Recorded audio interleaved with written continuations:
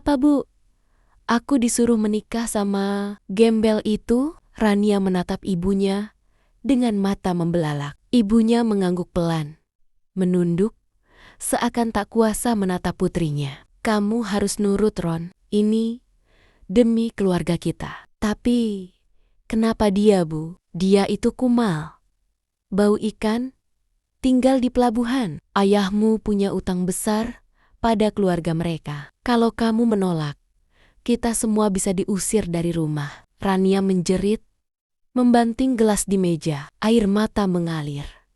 Tapi amarah lebih deras. Dia keluar rumah, mengendarai mobil sportnya tanpa arah. Di kepalanya hanya satu kalimat, hidupku hancur. Esoknya, dia dipaksa ikut ke pelabuhan. Di sana, dia melihat pria berambut kusut sedang menyapu dek kapal tua. Itu dia, kata ibunya pelan. Rania menoleh dengan jijik. Yang benar saja, dia. Dimas menoleh, tersenyum sopan. Tapi bajunya compang-camping, dan baunya membuat Rania menahan napas. Aku, Dimas, senang bertemu dengan calon istriku, katanya lirih. Rania memalingkan wajah. Aku lebih baik mati daripada menikah sama kamu. Dimas tertunduk, tapi tak berkata apa-apa. Malam itu, Rania mengurung diri. Dia tidak bisa menerima kenyataan. Besoknya, pernikahan tetap digelar di dalam masjid kecil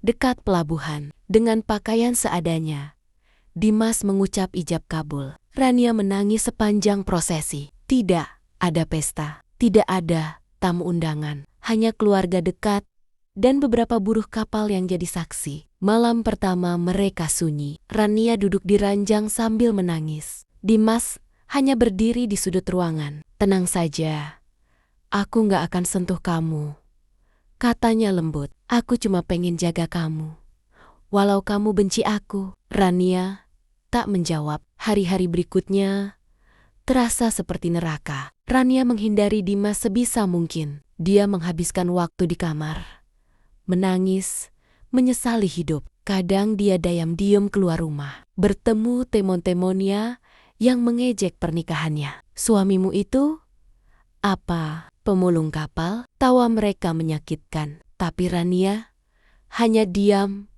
malu. Sementara itu, Dimas tetap sabar. Setiap pagi dia keluar rumah lebih awal, membawa kantong plastik berisi sarapan, meninggalkannya di meja makan, lalu pergi lagi. Kadang, Rania buang makanan itu ke tempat sampah. Aku gak butuh kasihan kamu, ucapnya dingin saat Dimas melihatnya. Tapi Dimas hanya tersenyum dan berkata, aku cuma pengen kamu gak kelaparan. Rania kesal sendiri. Kenapa pria itu tidak pernah marah balik? Kenapa dia selalu sabar? Hingga suatu malam, Rania mendengar suara hujan deras. Dimas belum pulang. Rasa khawatir muncul. Walau ia tak mengerti kenapa, ia menunggu di ruang tamu sampai larut. Akhirnya Dimas pulang, basah kuyup, membawa termos besar. Aku bawa sup hangat. Kamu belum makan kan? Katanya sambil tersenyum. Rania menatapnya lama. Ada luka di kening Dimas. Kamu kenapa? Tanyanya spontan. Kepalaku kejedot kayu di pelabuhan. Gak apa-apa kok, jawabnya ringan. Untuk pertama kalinya, Rania merasa hatinya digerakkan. Tapi ia segera menepisnya. Aku tetap gak akan pernah cinta sama kamu, katanya tegas. Dimas mengangguk. Aku gak maksa. Aku cuma pengen kamu aman. Keesokan harinya, Rania memutuskan mengikuti Dimas diam-diam. Ia penasaran, kenapa Dimas selalu pergi pagi-pagi dan pulang malam. Ia melihat Dimas naik ke mobil tua warna silver yang terparkir di balik kapal. Mobil itu melaju ke kawasan perkantoran pelabuhan. Rania mengikuti dari jarak jauh. Ia syok saat melihat Dimas masuk ke gedung besar bertuliskan Samudra Jaya Logistik. Ia menunggu di luar. Beberapa menit kemudian, Rania melihat Dimas duduk di balik meja besar, memakai jas bersih, berbicara dengan banyak orang. Apa itu Dimas? Bisiknya, tak percaya. Rania melangkah mundur. Jantungnya berdebar kencang. Ia merasa Kakinya gemetar. Seluruh dunia seperti terbalik. Lelaki yang dianggapnya gembel ternyata seorang direktur. Kenapa dia menyamar jadi orang miskin? Apa maksud semua ini? Rania pulang dalam diam. Sepanjang jalan pikirannya berkecamuk. Malam itu, ia duduk di meja makan, menunggu Dimas. Saat Dimas datang, Rania menatapnya tajam. Kenapa kamu bohong soal hidup kamu? Dimas diam, lalu menarik kursi dan duduk. Kamu lihat ya, Rania mengangguk pelan. Aku punya alasan, tapi kalau kamu nggak mau tahu, aku bisa tetap diam. Rania menggebrak meja. Aku ingin tahu, kenapa kamu berpura-pura jadi gembel? Dimas menatapnya dalam. Karena aku ingin tahu siapa yang bisa mencintaiku tanpa melihat hartaku. Rania terdiam. Kata-kata itu menghujam hatinya. Tapi ia tetap ragu. Lalu kenapa kamu pilih aku? Dimas tersenyum. Karena aku percaya kamu sebenarnya berhati baik. Cuma tertutup oleh kemarahan dan kemewahan. Air mata Rania menetes. Tapi ia segera menyekanya dan berlari ke kamar. Di dalam kamar, ia menangis terseduh. Semua pandangannya tentang Dimas runtuh malam itu. Namun ia belum siap menerima kenyataan.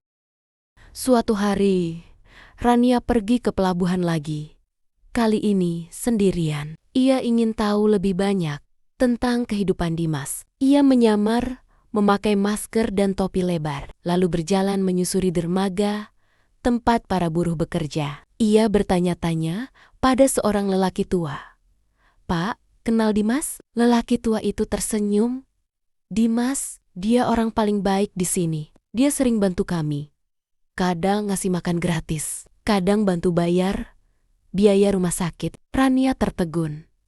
Dia kerja di sini juga? Tanya Rania. Si bapak tertawa. Kerja? Dia malah pemilik tempat ini, Mbak. Dia punya beberapa kapal dan gudang logistik. Tapi nggak pernah sombong, tetap hidup seperti kami. Jantung Rania berdegup kencang. Semakin banyak yang ia dengar, semakin hatinya tergores. Selama ini, ia menuduh Dimas ini itu. Padahal pria itu lebih mulia dari lelaki manapun yang pernah ia kenal. Ia pulang dengan langkah berat. Sesampainya di rumah, ia menemukan Dimas sedang tidur di sofa. Kepalanya bersandar di bantal tipis. Tangan kirinya memegang buku catatan. Rania memperhatikan wajah suaminya. Penuh bekas luka matahari, namun terlihat damai. Maaf, bisiknya pelan, walau tak terdengar. Malam itu, ia memasak untuk pertama kalinya. Hasilnya tidak sempurna. Tapi saat Dimas mencicipinya, ia tersenyum lebar. Ini enak banget. Kamu masak? Tanya Dimas. Rania mengangguk. Wajahnya memerah. Itu pertama kalinya mereka makan malam bersama di meja yang sama. Bukan lagi dua orang asing, tapi dua orang yang mulai menemukan arah. Namun seiring kedekatan mereka tumbuh, cobaan pun datang. Suatu malam, Rania menerima pesan dari temannya. Rania, kamu itu dibohongi loh. Dimas itu penipu. Katanya, usahanya cuma hasil warisan, bukan hasil kerja keras. Rania terkejut. Ia mencoba mengabaikannya, tapi pesan lain datang. Dia juga dekat sama cewek pelabuhan. Hati-hati, Rania mulai gelisah. Pikirannya kacau. Ia mulai mencurigai Dimas, dan akhirnya ia memutuskan untuk mengkonfrontasinya. Saat Dimas pulang malam itu, Rania berdiri di depan pintu dengan tatapan tajam.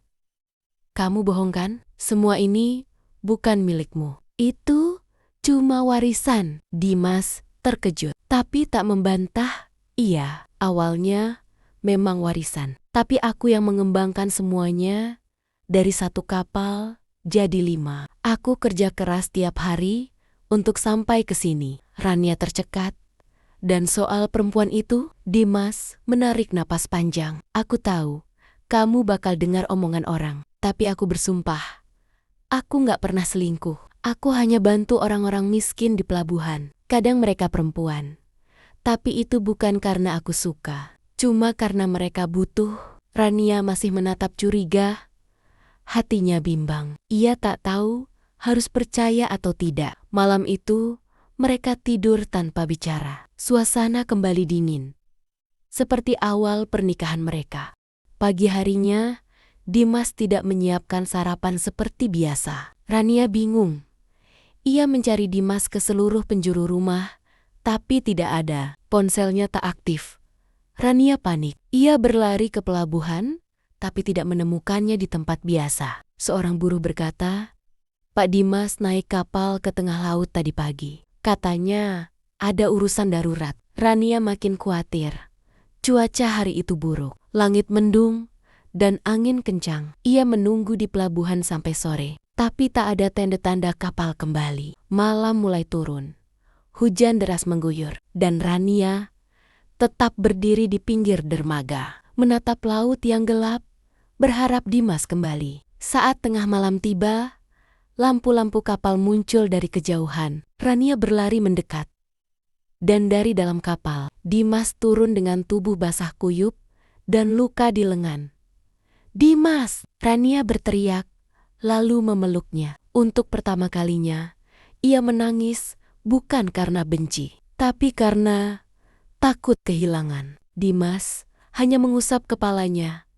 "Maaf, aku harus bawa logistik buat nelayan yang kapalnya tenggelam kemarin. Mereka nggak punya apa-apa." Rania menatap wajah Dimas yang lelah, tapi tetap tenang. Di detik itu, Rania merasa hatinya telah memilih.